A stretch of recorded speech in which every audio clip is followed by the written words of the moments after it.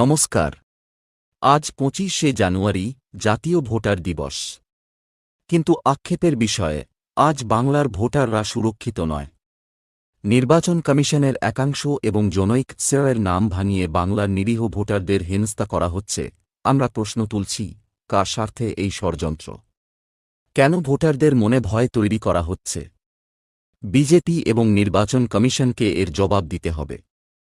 সন্দেশখালী ২ নম্বর block Trinamool কংগ্রেসের পক্ষ থেকে আজ গর্জে উঠেছে ৩,০০০ মানুষ।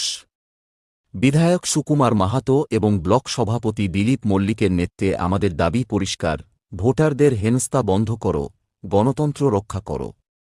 জয় হিন্দ, জয় বাংলা।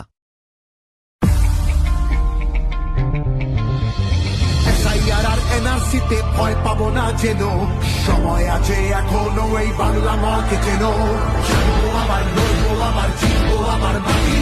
অত্যাচারে তুমি এবার সামনে রেখো ঘাঁটি, সামনে রেখো ঘাঁটি, সামনে রেখো ঘাঁটি। সময় নিজের আদালতে করবে বিচার।